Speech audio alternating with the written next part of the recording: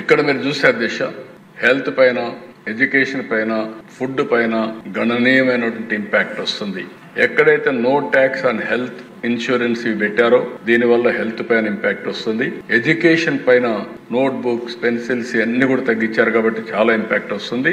Essential food పైన చాలా drastic గా తగ్గించారు కాబట్టి కామన్ మ్యాన్ కి ఫుడ్ ఐటమ్స్ అన్ని అందుబాటులోకి వచ్చే పరిస్థితి వస్తుంది. దీనివల్ల దేశ ఎంఎస్ఎంఈ పెద్ద ఎత్తున గ్రోత్ ఇంజిన్ గా ఇప్పటికే ఉంది. నెక్స్ట్ లెవెల్ బూస్టప్ వస్తుంది. అదే మనం ఆలోచించేది వికసిత్ భారత్, స్వర్ణ ఆంధ్రప్రదేశ్. ఈ రోజు ఎంఎస్ఎంఈలు 110 మిలియన్ పీపుల్ ని ఎంప్లాయ్ చేసే పరిస్థితిలో ఉన్నారు.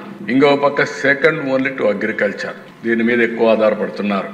ఈ యొక్క రిఫార్మ్ వల్ల unlocking cash flow 90% of tax refund are now paid upfront, providing immediate liquidity వస్తుంది. Enhanced competitive spirit, 30% faster logistics and lower cost create a level playing field అందరికి వస్తుంది.